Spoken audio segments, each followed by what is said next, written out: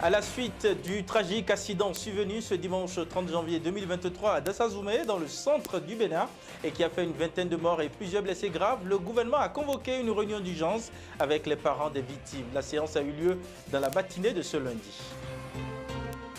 La ministre des Enseignements supérieurs et de la Recherche scientifique, le professeur Éléonore Yahi Ladékan, a procédé ce lundi 30 janvier 2023 au lancement des travaux de la revue annuelle de performance gestion 2022 de son ministère.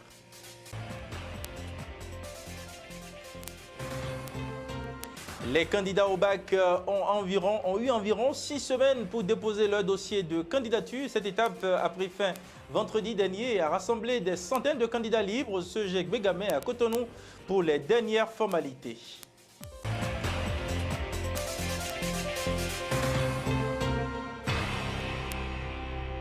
Mesdames, Messieurs, bien bonsoir à toutes, bien bonsoir à tous et bienvenue dans ce 22h sur GovTV Africa. À la suite du tragique accident survenu ce dimanche 30 janvier 2023 à Dassazoumé dans le centre du Bénin et qui a fait une vingtaine de morts et plusieurs blessés graves, le gouvernement a convoqué une réunion d'urgence avec les parents des victimes. La séance a eu lieu dans la matinée de ce lundi au Palais des Congrès à Cotonou, une rencontre dirigée par le ministre de la Santé, Benjamin Rompati. La quintessence de la rencontre dans ce compte-rendu d'Ulrich Assogbakwe et Orience Romao.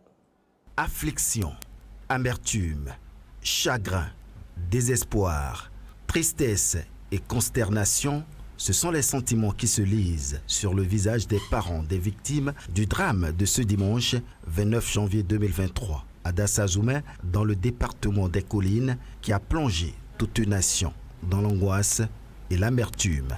Le gouvernement, par le biais du ministère de la Santé, a invité tôt ce lundi les parents des victimes à une rencontre d'échange afin de leur présenter le tableau des premiers constats faits après le dénombrement des rescapés et des cadavres. Le professeur Benjamin Rompati, après avoir présenté les condoléances et les mots de compassion du chef de l'État et son gouvernement aux familles des victimes, a fait un point exhaustif des actions menées par le gouvernement et des dispositions prises pour assurer un soin adéquat aux rescapés, tous convoyés à Cotonou dans la soirée de ce dimanche pour des soins sûrs et appropriés. 23 personnes ont été transférées d'abord à l'hôpital de zone de Dassa pour être conditionnés en fonction de l'état dans lequel ils étaient. Ensuite, aussi bien le SAMU que les autres ambulances des départements des Collines, du Zou, de l'Atlantique, du littoral et de l'Ouémé ont été déployés aussitôt vers Dassa pour assurer le transfert de tous les cas vers Cotonou, pour assurer une prise en charge optimum.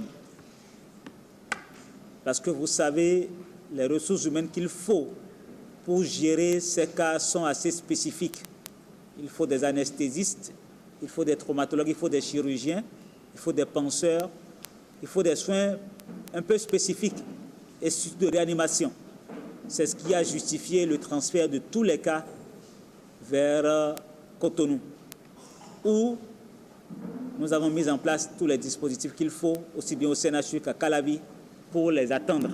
Et parallèlement, le chef de l'État a instruit, ceci est très important, pour que l'ensemble de la prise en charge soit effectué sans coût additionnel pour les parents.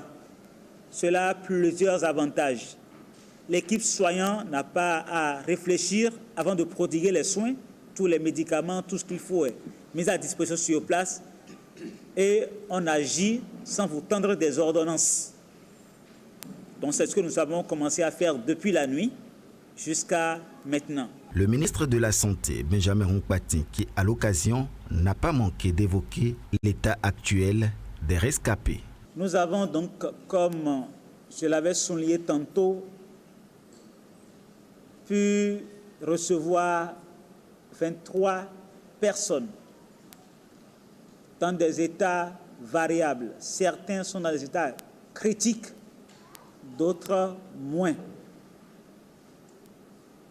Et en fonction de leur état, nous les avons répartis dans les services de réanimation des urgences de la salle des Grands Mulets ou au centre de traitement de Calavi. Je vais demander dans un instant à mon conseiller technique de vous donner lecture en fonction des sites, des noms, des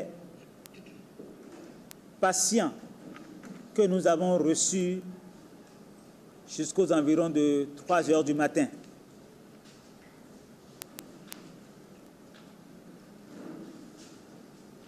Nous avons également la confirmation déjà au niveau de la morgue de Dassa qu'il y a 20 corps qui ont été récupérés. Donc, c'est les noms de ceux qui ont été transférés de Dassa à Cotonou que nous allons vous lire. Ceux dont vous n'entendrez pas les noms, malheureusement, seront comptabilisés parmi ceux qui sont décédés. Certains parents, meurtris et abattus par le décès de leurs proches dans ce drame, déplorent. Ils ont dit que ceux qu'on n'a pas entendu le nom sont considérés comme morts. Voilà que tous les cadavres sont à Dassa.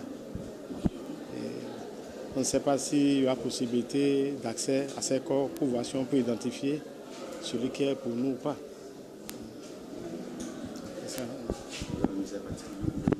C'est pas au gouvernement, surtout au conducteur, parce que personne n'est exempt de l'accident. Mais si on ne met pas un peu de contrôle dans ce qu'on fait, ce drame maintenant, c'est les chauffeurs qui en sont responsables.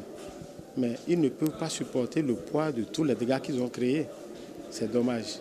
J'ai un ami, frère, qui est comme profession chauffeur, qui a l'habitude de travailler avec moi. Donc il fait partie des victimes de l'accident qui s'est produit. D'accord. Il est décédé ou Il est décédé. Il est décédé. Comme conseil, du côté des personnes qui sont décédées, on nous a dit de rester un peu, c'est-à-dire de rester en contact avec eux en attendant que le procureur, y compris le ministère de la Santé, prenne des dispositions pour pouvoir entrer en possession de nos victimes disparues. De l'autre côté, concernant les rescapés, j'ai aussi le petit frère d'un ami qui fait partie des rescapés, donc j'ai donné le nom.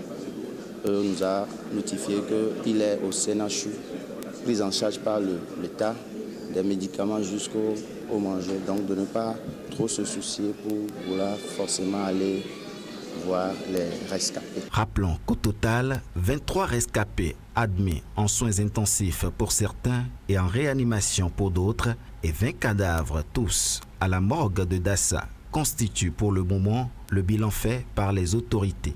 Pour l'heure, les corps des 20 cadavres sont quasi non identifiables selon les informations reçues.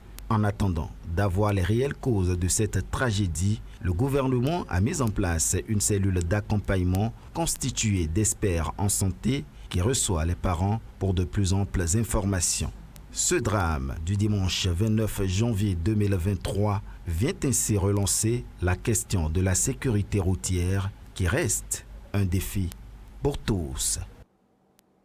Et oui, la sécurité routière, la question reste un défi pour tous. Mesdames, Messieurs, la ministre des Enseignements supérieurs et de la Recherche scientifique, le professeur Eleonore Yayi Ladekan, a procédé ce lundi 30 janvier 2023 au lancement des travaux de la revue annuelle de performance gestion 2022 de son ministère à la salle de conférence de l'ISBAR de Cotonou.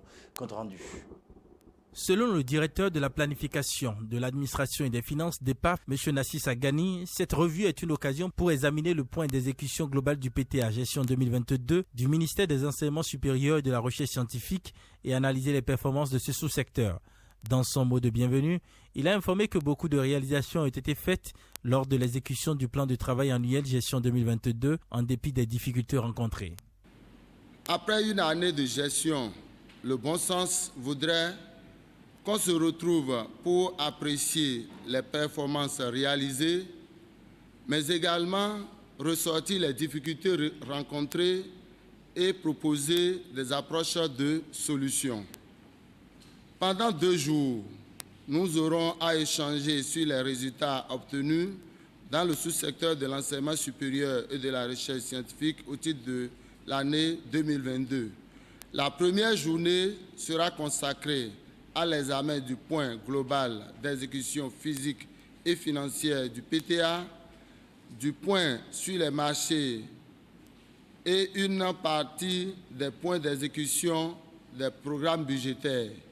La deuxième journée sera dédiée, entre autres, à l'examen des performances du reste des programmes et à l'appréciation des réalisations du programme d'investissement public PIP du ministère de l'Enseignement supérieur et de la Recherche scientifique pour le compte de la gestion 2022. Pour Madame le ministre, cette revue des performances marque une étape fondamentale dans la dynamique de la gestion axée sur les résultats de développement. Son objectif est de faire la reddition de comptes pour la gestion du plan de travail annuel 2022, d'apprécier les résultats obtenus, de partager les bonnes pratiques. Dans le cadre de la gestion axée sur les résultats, orientée en mode programme, une revue de performance est un exercice d'auto-évaluation qui permet, entre autres, de déceler les faiblesses de l'exercice antérieur afin d'améliorer la gestion qui suit. Au terme de l'exercice budgétaire 2022, nous avons enregistré globalement un taux d'exécution physique de 76,12% contre 81,11% en 2021. Quant au taux de réalisation financière, il s'élève à 73,08%, base engagement, et 66,52% base ordonnancement, contre respectivement 82,03% et 81,31% en 2021. Mesdames et messieurs, la désagrégation de ces taux par programme affiche ce qui suit. Programme pilote et soutien aux services, 55,40%. Programme enseignement supérieur, 62,86%. Programme recherche scientifique et innovation, 84,12%. Programme vie de l'étudiant, 79,80%. À l'aune donc de ces résultats, sans vouloir tomber dans l'autosatisfaction, mesdames et messieurs, je voudrais saluer ici l'ensemble des acteurs pour les résultats obtenus et vous encourager fortement à poursuivre cette dynamique. Évidemment, nous avons une baisse par rapport à l'année précédente, mais dès que nous savons à quoi nous accrochons la baisse, nous pouvons mieux nous armer pour cette année qui commence. Tout le monde sait qu'il y a eu de la formation au nouveau mode de gestion avec les exigences liées à la mise en place du SICOREF et de SIGFP. Et dès qu'il y a un nouveau mode de gestion, cela s'accompagne toujours d'un temps d'adaptation. Et dès que le temps se retrouve déjà en train d'être affecté par de nouveaux facteurs, il est clair qu'à la fin, nous puissions ne pas atteindre les niveaux escomptés, les niveaux auxquels nous nous sommes déjà projetés. Je dois également reconnaître, mesdames et messieurs, qu'à l'interne, nous-mêmes, nous avons eu quelques difficultés.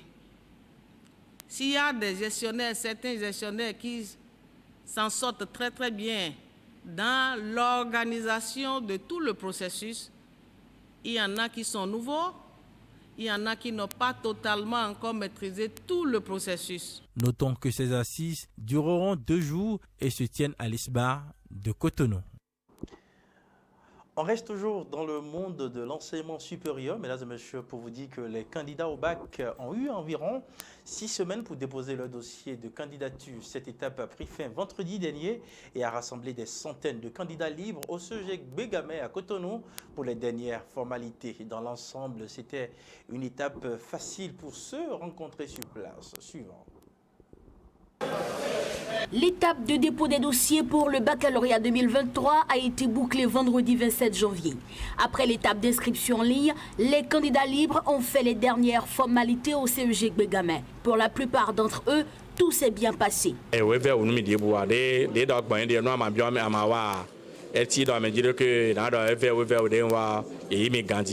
Ça n'a pas été difficile. J'ai été bien reçu.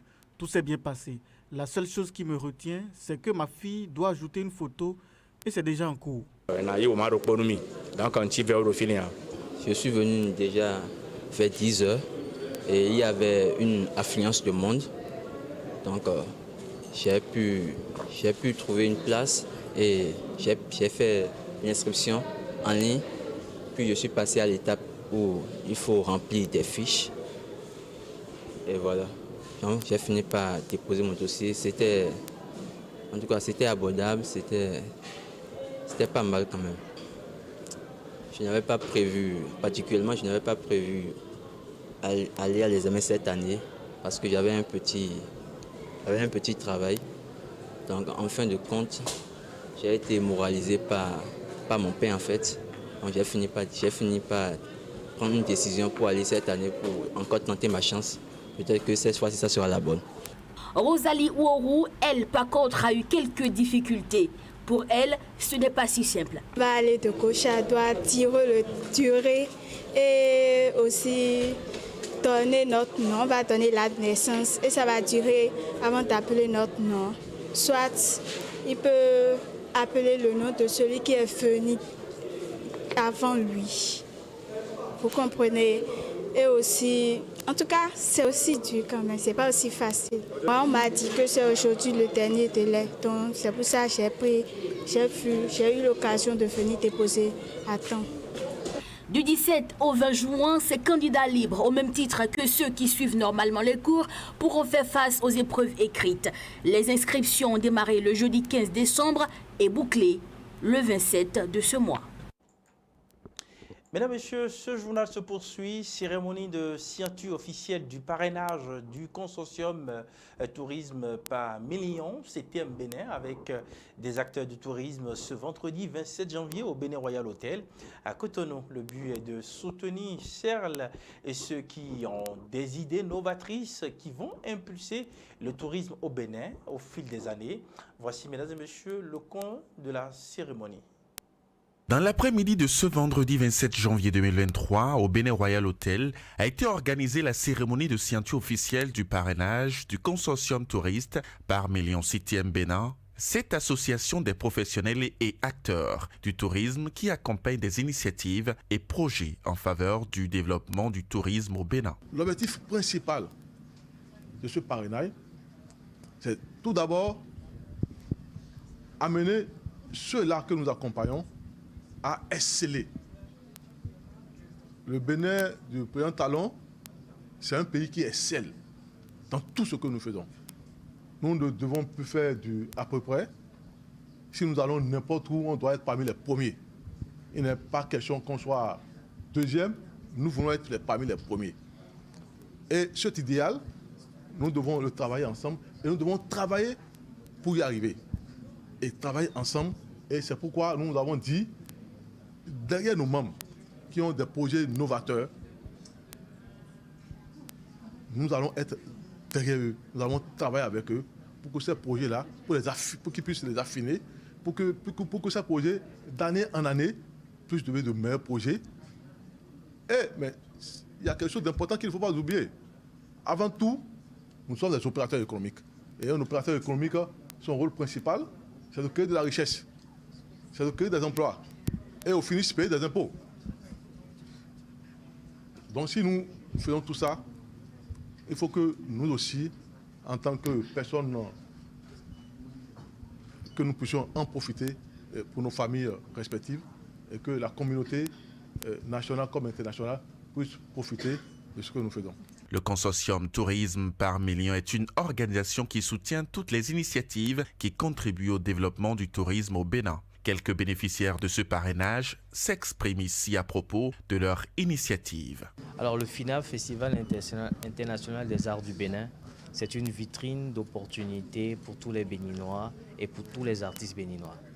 Nous invitons tous ceux qui sont amoureux des arts, que ce soit la musique, la mode, les spectacles, le théâtre, les arts plastiques, à venir du 14 au 19 février 2023 sur le marché Top Art qui est à Figueroa fin pavé sur 2 hectares. Alors, un partenariat comme le consortium touriste par million, c'est un grand partenariat parce que c'est une fêtière qui regroupe énormément de sociétés.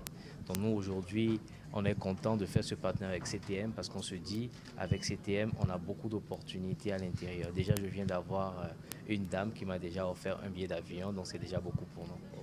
Il y a plusieurs entrepreneurs, investisseurs turcs qui désirent venir en Afrique, après d'avoir bien sûr attendu parler de ce qui se passe chez nous au Bénin.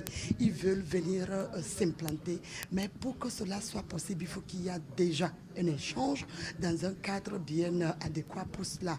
Voilà pourquoi l'association qui s'appelle MUSIAD, qui, j'avais dit, qui a plus de 60 000 entrepreneurs, investisseurs, elles ont décidé à travers WCI Forum d'inviter les hommes et les femmes d'affaires africains à faire cet échange dans ce forum du 20 au 24 pour pouvoir créer la confiance, échanger le savoir-faire et voir dans quelle occasion, comme on avait divisé tout à l'heure, à signer des partenariats de représentation ici et pourquoi pas venir investir chez nous. L'agence de tourisme Toura, le tourisme autrement, et l'agence GH Aviation ont présenté la conférence Aviatour Bénin. Donc la 5e édition qui aura lieu au Bénin, à Cotonou, après la 4e édition qui s'est tenue à Dubaï. La conférence Aviatour, c'est une conférence qui réunit les acteurs du monde de l'aviation et les acteurs du monde du tourisme de partout dans le monde, afin qu'ils puissent discuter, regarder, questionner ensemble les défis. Si nous prenons le cas de l'Afrique, la cherté de la destination, comment valoriser, comment amener les gens à véritablement développer le secteur du tourisme et le secteur de l'aviation pour un impact économique véritable. Le 7e Bénin s'engage donc résolument aux côtés des acteurs du tourisme béninois, accompagner le gouvernement dans sa vision de faire du tourisme un instrument de rayonnement du Bénin sur le plan international. Mesdames, Messieurs, c'est la fin de cette édition, mais avant de partir, je voudrais inviter nos honorables députés fraîchement élus à se pencher après leur installation sur le nouveau code de la route et la politique nationale de la sécurité routière qui sont prêtes, mais hélas, souffrent encore dans les tiroirs. Oui, chers députés, une fois installés, pensez à la sécurité routière. Votez des lois en faveur de la sécurité routière car le code de la route du Bénin date de 1972. Serge Vivien Cougnemont, je suis. Passez donc une excellente soirée, une excellente nuit du moins, en compagnie de nos programmes. À demain.